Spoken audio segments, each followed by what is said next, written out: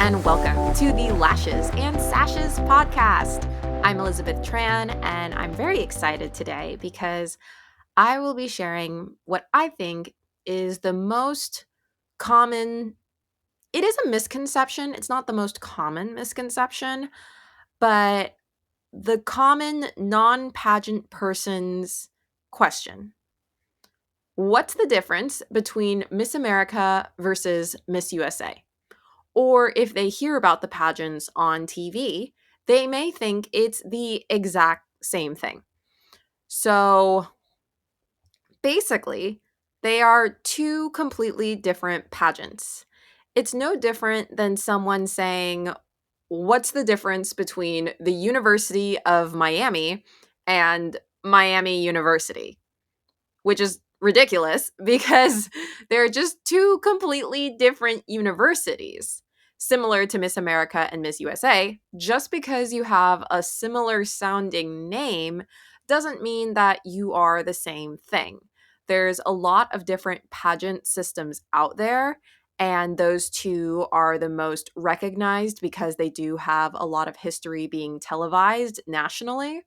And so I'll go into more detail about their similarities, differences, a lot of the recent changes, and my personal experience being involved in those two organizations as a pageant contestant. So, first, what are the main similarities between Miss America and Miss USA? As mentioned previously, they were formerly televised nationally. Now, I will say Miss USA this year was televised, and it has been televised, I believe, every year, but just in different channels. Some of them are not major news networks, whereas in the past, both Miss America and Miss USA were featured. Miss America on ABC and Miss USA on NBC. And then both of those changed after changes in leadership, changes in ratings. And honestly, I really think it's the changes in television. I don't know a lot of people that really watch TV or even the Oscars anymore. I just prefer watching them on TikTok recaps and looking at outfits that people are wearing on the red carpet. But that's just my own personal tangent that we'll save for another day. Another thing about both of these systems is that they have a lot of historical significance. Miss America is, as an organization, over 100 years old, and Miss USA is over 70 years old. So these are some of the longest running pageant systems in the US, and they might even be, unless there's another system that I'm not thinking of. But I do know for sure these are long-standing and televised nationally, historically at least. So Miss America and Miss USA has at least 50 state pageants and may include other regions of the US considered to be states like District of Columbia or Puerto Rico for Miss America next year. And most other pageant systems that have a national pageant competition do not have the systems and bandwidth to have 50 other state pageants. That's typically not a thing. And in many national pageants, that's not Miss America or Miss USA, you would have multiple title holders from the same state. So you may have, especially if the national pageant is hosted in Florida, for example, it's very common for five, six, seven of the contestants competing to be from Florida in the same pageant. It's just because most of these pageants, they're just not as big. They don't have the historical significance, the televised, the history, etc. But they're still really great. And recently, both Miss America and Miss USA has made quite a bit of changes in terms of leadership and rules. And they both have documentaries that recently surfaced around 1 to 2 years ago that highlight some of the recent issues that they've had, and both are trying to address it accordingly now. So, the difference between the smaller pageants versus Miss USA and Miss America even though Miss USA and Miss America have made quite a bit of changes that I'll elaborate on further, they didn't really impact the other pageant systems that are out there, which I was taken surprised because we look to these two larger pageants to kind of influence, or at least I used to look at Miss America and Miss USA as the key influencers of other pageant systems, but I don't think that seems to have been the case, at least with all the changes that have happened recently. So, now in terms of the differences between Miss America and Miss USA, Miss America is a scholarship organization and Miss USA is a for profit business. And technically, for Miss USA, it is a franchise of the Miss Universe organization. So, with Miss America being a scholarship program, it's mostly volunteer run, and contestants receive prizes that are most notably the scholarships. They may get sponsorships from different pageant sponsors like gowns and shoes and things, but the focus is the scholarships, especially on the local and state level. There's also a talent portion in the Miss America pageant. It used to be very heavily valued in the competition, but now I think it's not so high in comparison to the other phases of competition. And there's a 10-minute long interview. I would say this is probably one of the longest interviews, panel style as well, that any pageant in the US I've seen so far. And you need to compete in a local level before competing in a state. So, for example, I competed in the Florida Teen program. And before competing at Miss Florida's Outstanding Teen, at the time it was called Miss Florida's Outstanding Teen, I had to compete in a local pageant. And the local pageant I did was Miss Central Florida's Outstanding Teen in order to qualify for the state. And then with Miss USA being the franchise for profit business under Miss Universe, it's historically known to be more glamorous. You get the luxury apartment, luxury car, and instead of a 10-minute interview, it's actually a 2-minute interview.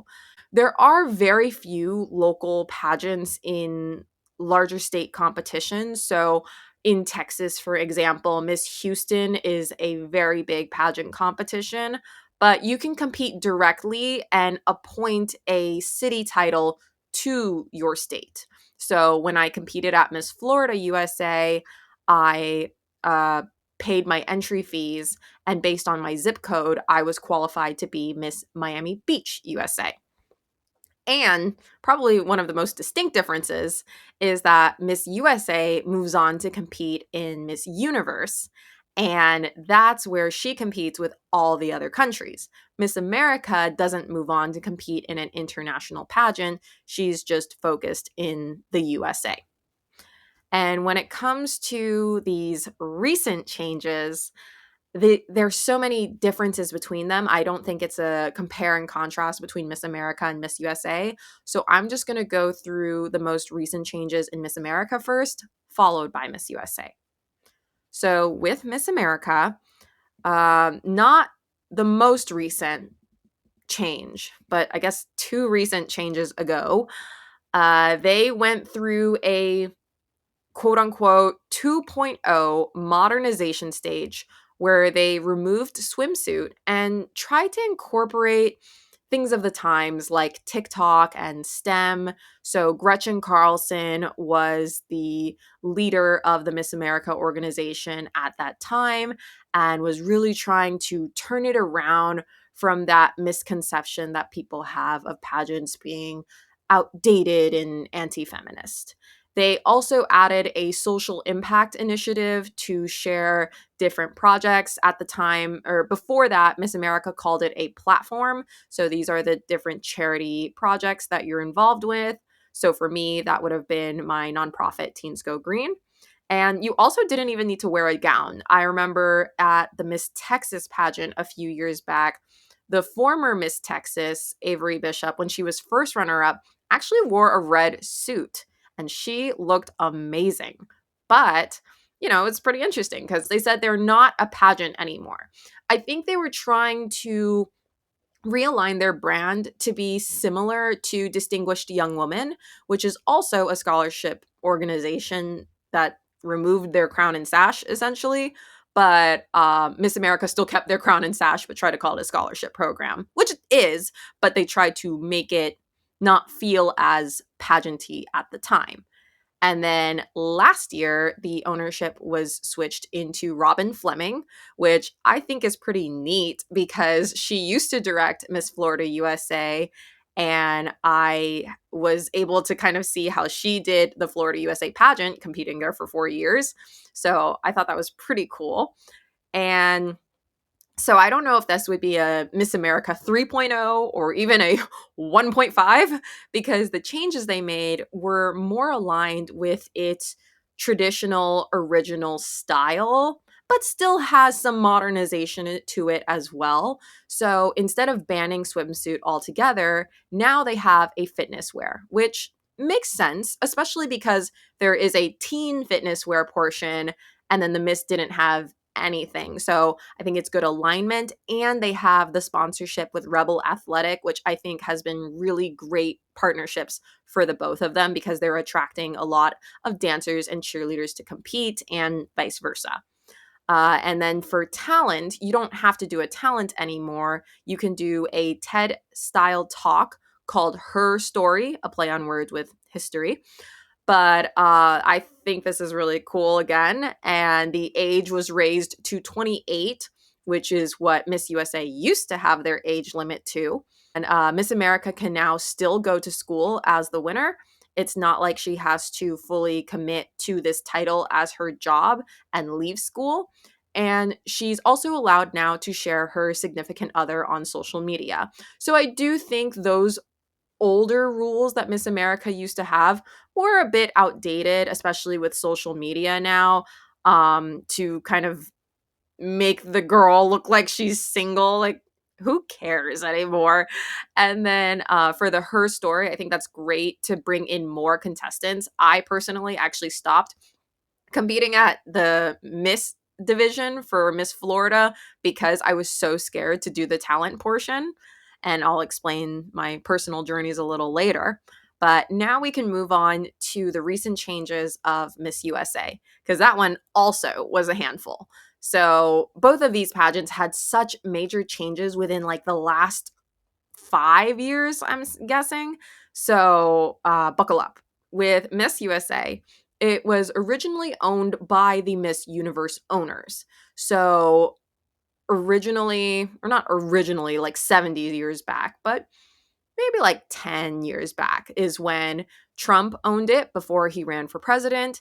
Then after Trump, he sold it to WME IMG, which is a very large sports and entertainment agency. And for both of those, the prizes was based in New York. You were living there, you had a manager there, you were using their PR team and their connections because both the Trump organization and WME IMG has a lot of connections. You got very involved with Fashion Week and things. But then they had the USA pageant instead of being within the Miss Universe organization. And this goes for both USA and Teen USA. It then moved to a USA franchise. So, just like every other country that Miss Universe has as contestants, they also have those country pageants have their own country director who own a franchise of that country. So, a few years ago, the US director was Crystal Stewart. She was a former Miss USA, and she had the prizes of the winner living in a luxury apartment in Los Angeles and having a Porsche. And now the new US director, Layla Rose, has the winner living in a luxury apartment in Miami with a Mercedes. So there's been a few changes, but still, I think it's the same theme in terms of glamour and luxury type of lifestyle. And since Miss USA is under Miss Universe, there has also been major changes in the Miss Universe organization as a whole because it went from Trump and then to IMG, and now to JKN Global, which is a Thai-based business conglomerate. They run different Thai media networks, channels. They're adding in a skincare line, product line for Miss Universe, and even had like a handbag. I remember I saw Arbany wear when she was Miss Universe. And a few months ago, JKN Global sold half the shares to Legacy Global, which is also a business conglomerate, but that's based in Mexico. And the biggest change, the I don't, it's a little dramatic to say earth-shattering, but I mean, I guess it gets me a bit excited, is now at Miss USA, Miss Universe, any pageant connected to the Miss Universe organization is allowing any age, marital status, or maternal status to compete. So last year, they added in the rule that married, pregnant, divorced women can now compete, but they still had to be at the 28 age cutoff. And then this year, they announced, well, I guess last year because now it's 2024, but during Arbany's year, they announced that anyone over 18 is eligible to compete in the Miss USA, Miss Universe pageants now. So I know there's going to be a lot of returning girls coming back ready. And I actually could segue on now to my personal experience in both of these programs. But just mind you, both of my experiences was only at a state level and at the Florida pageant. So I'm just in my tiny little version of both of these much grander organizations. And I only competed in the teen division in Miss Florida's Outstanding Teen. And there was one year where the Miss Florida's Outstanding Teen pageant was separate from the Miss Florida America pageant. So I wouldn't be as well versed as someone who is a state title holder in both systems. So there's plenty of those types of girls out there, and I'm just not one of them, but I'm really good at my pageant facts and pageant Wikipedia, so I can share you some of that. So, in terms of the similarities at my experience in Miss Florida's Outstanding Teen, now called Miss Florida's Teen, and Miss Florida USA, is that I trained my hardest for both of these systems. At that time, those were the pageants I only dreamt of winning.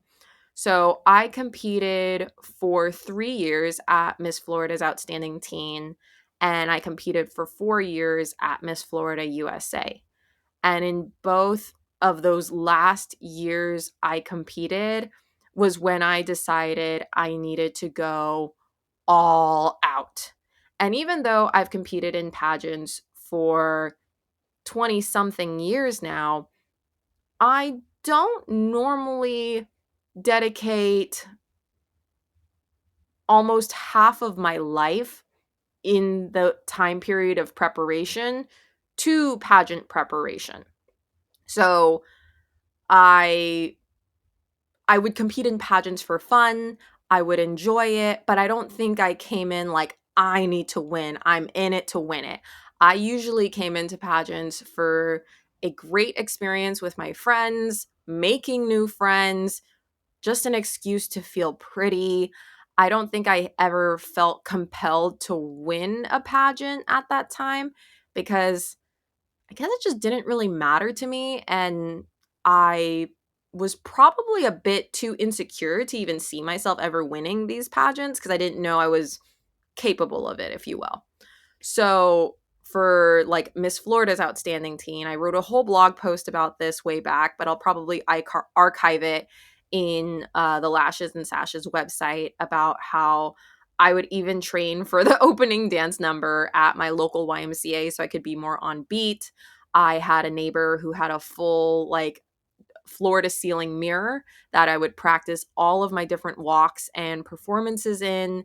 And for Miss Florida USA, that was more recent.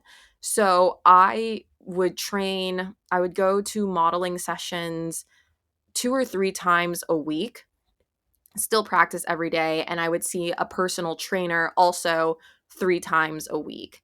And then on top of that, even when going into my corporate office, I would wear 5-inch heels to practice my walk-in posture. I meal prepped for 9 months. I had an entire 9-month Excel spreadsheet dedicated to how I would train for the pageant at Miss Florida USA because I was so determined to win, because at that time, it was my last year of eligibility. And for both of these systems, I only reached semifinals maximum. So for Miss Florida's Outstanding Teen, I gave it my all my third year, and I actually did not place in the top 10.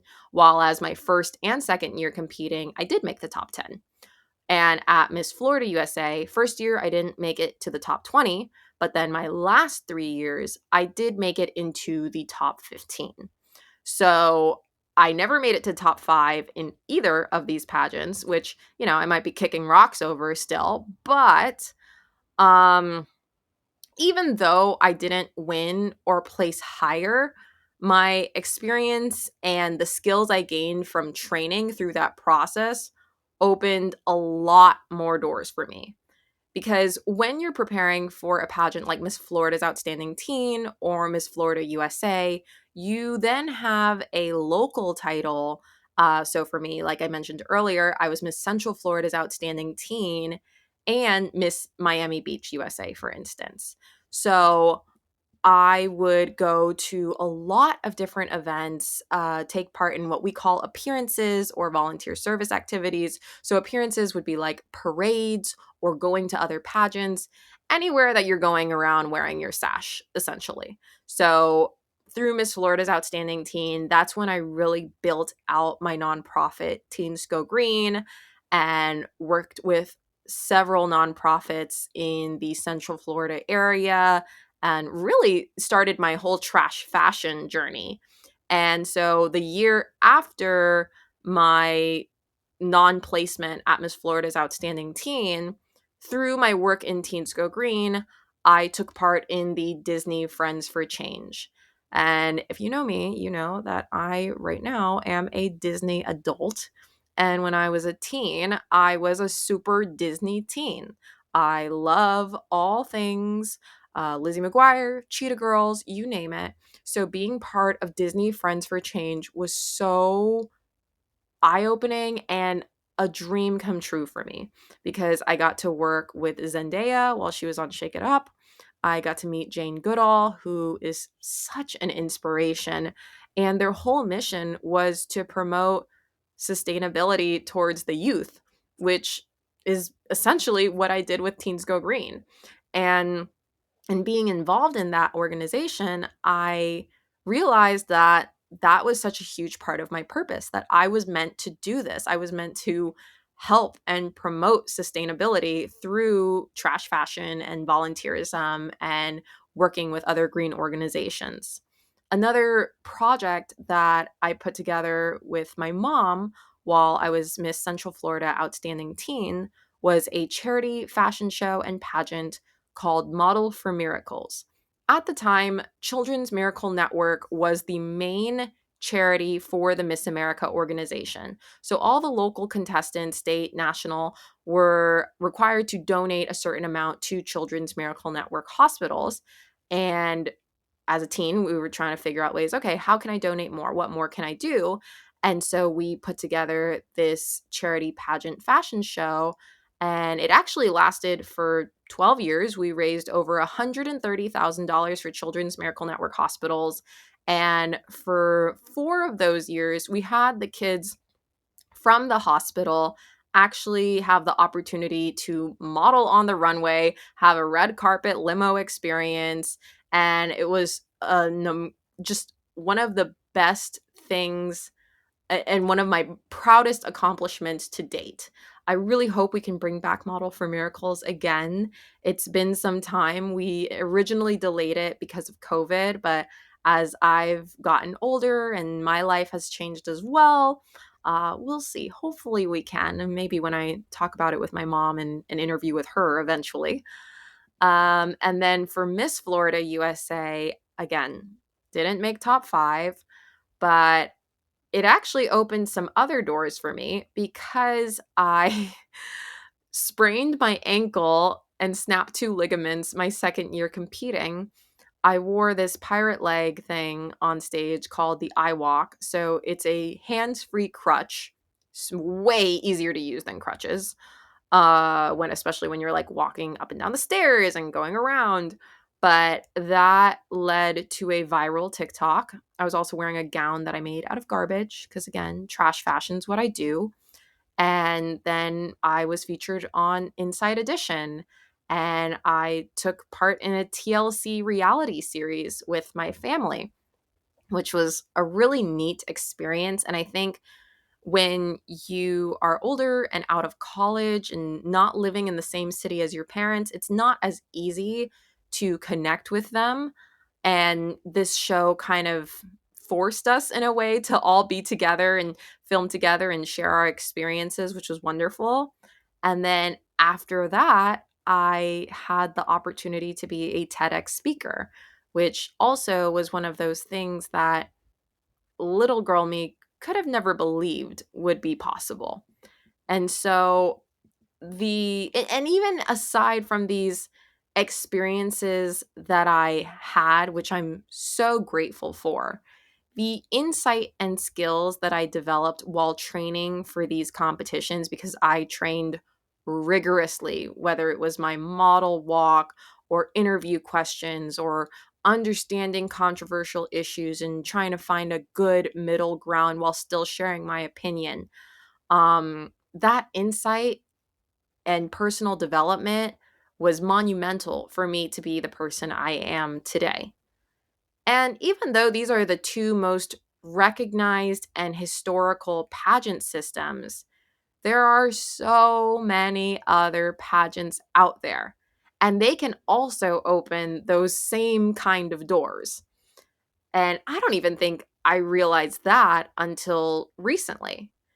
I am currently Miss Nation of States.